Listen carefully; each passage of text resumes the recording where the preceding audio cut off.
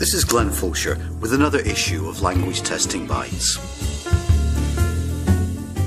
In the last 5 years, Brent Bridgeman and Yeonsuk Cho of Educational Testing Service in the United States have published 3 innovative articles on predictive validity in language testing.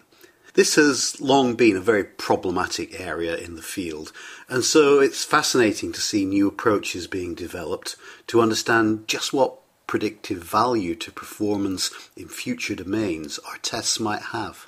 Brent and Yeonsuk have kindly agreed to talk to me in this podcast to explore some of the issues that we all have to tackle, especially when we are trying to predict the likelihood of success in areas such as higher education. Welcome to Language Testing Bytes, and thanks very much for agreeing to come and talk to us about predictive validity. And thank you for inviting us. We're really excited to share our thoughts about predictive validity with you today. Well, can I begin by asking you to tell us what predictive validity is and why you've put so much effort into researching predictive validity over a considerable number of years now. So what is it and why is it important? Predictive validity tells us how well a test predicts a criterion we care about. For college admissions tests, the criterion is often the grades that students earn in their college courses. Grades are not a perfect criterion, but they do indicate an important judgment by college faculty on the extent to which the student has mastered the content of the course. Another criterion might be whether the students completed their programs. And sometimes time to degree is used as a criterion in predictive validity studies. But this criterion is often not very well predicted from test scores because external personal factors, things like getting married, or financial difficulties can extend the time to degree, and these factors have nothing to do with the language abilities that are measured on the test. Predictive validity is important because it is one way to show the value of a test. Suppose a test that was used as part of the selection process for college students had no relationship to how well students actually did when they got to college. There would then be no justification for using the test. But if students who do well on the test also tend to do well in college, then the test has demonstrated value in the admissions process. Thanks for that. Now, in your recent articles in language testing, you do point out that correlations between language tests and criteria in the academic domain are usually very low. And this has plagued language testers for a long time. Now, Alan Davis was always particularly concerned about this. So, for example, in the 1975 paper on speeded reading tests, he writes, "Predictive validity puts all the onus of decision on the criterion, and it is well known how unreliable and often invalid they are. And, of course, grades for foreign students often sink to an R of 0.2 with an English language predictor. Even 0.6, which is by no means unsatisfactory, is really very small when you remember how much of the variance, all of which in this case is language, is unexplained." Well, I think that's a fantastic quotation, and it's as true today as it was then. So why is it that the relation between language test scores and the criteria for academic success are generally so weak? Well, unfortunately, we don't have a way of knowing or ever finding out the true correlation between language proficiency and academic success. No one will disagree that we must know the language to be able to learn content subjects at school. For example, even if we study a subject like math, which is generally believed to involve the least amount of language, we still use the language to explain mathematical problems to other people. This is why many schools require their prospect students to demonstrate a certain level of language proficiency. So scores on language tests are used to screen out those students who are not linguistically ready. But this creates a problem for us researchers as we try to determine the relationship between language ability and academic success. Because those who are not fluent in language do not get admitted to school. We don't have data on them, so we do not know how they might have done academically if they had been admitted. So predictive validity study begins with a data that are limited in this regard, suppressing the correlation that we might observe if data weren't restricted. Another reason why we often do not see a high correlation is that once individuals reach a threshold for a language, the role of language diminishes amongst the influences of other factors.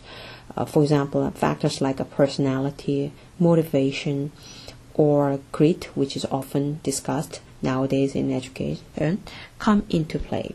So students with a strong desire to do well at school are likely to put more effort in getting good grades.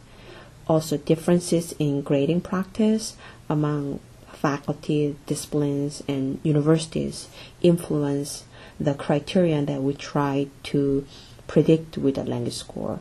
So these are just a few examples, but there are a lot of factors that prevent us from understanding the role of language in academic success. In your 2016 paper, you specifically address one of the issues that you've just mentioned, that of combining data across different programs. In that paper, you use the metaphor of peeling the onion. You suggest that various variables such as academic major or type of educational system that students have experienced might have an impact on the size of correlations between test scores and criteria. Can you talk us through how you investigated this hypothesis? So to evaluate the predictive validity of the TOEFL IBT, we first looked at how well the total score in each of the 4 sections, that is listening, reading, speaking, and writing, predicted college grades when all of the students were combined in a single group. But we knew that grading standards could be different in different departments, and that the relative importance of each of the 4 skills might be different in different departments. When all of the students were in a single group, the reading and writing scores were the best predictors, and their correlation with first-year grades, adjusted for range restriction, were 0.22 and 0.24 for reading and writing, respectively. We then looked separately at students enrolled in different academic departments. For example, when we looked at students in the business school separately, the correlation for reading was only 0.13, while the writing correlation was 0.31. This relatively low correlation for reading was a somewhat surprising result. So we wanted to peel another layer off the onion by looking at student groups within the business school. Almost half of the international students in the business school were from China. And when we separated these students from the others, a very different picture emerged. Reading was the best predictor for the non-Chinese students with a correlation of 0.28, compared to the essentially zero correlation for the Chinese students. On the other hand, writing was an amazingly good predictor for the students from China, with an adjusted correlation of 0.56. The pattern in the Chinese students seemed odd, especially the essentially zero correlation for the reading score. So we peeled another layer off the onion by further splitting the Chinese group. We noticed that some of the Chinese students had a very atypical pattern among the 4 section scores, with a very strong performance in the reading and listening sections, but very weak scores in the productive skills of speaking and writing. Although only about 14% of the Chinese students had this atypical pattern, when they were removed from the analysis, the results changed dramatically. The correlation for the reading score jumped from essentially zero to a very robust 0.36. All of these correlations I have mentioned were corrected for range restriction. We don't know why some students had a large discrepancy between their productive and receptive skills, but this should be an interesting area for further research. Now, there's just one technical issue that I'd like to ask you about. Can you briefly explain for the listeners what you mean by adjusting correlations for the range of restriction, and how do you do that? The adjustment for range restriction is necessary because the only grades we have as a criterion measure come from students who are already admitted. These students represent just the higher end of the total applicant pool. But what we really want to know is how well the test would work for all the applicants, not just those who are ultimately admitted. The correction for range restriction is a well-known statistical adjustment that allows us to estimate what the correlation would be among all applicants, and not just those who are ultimately admitted.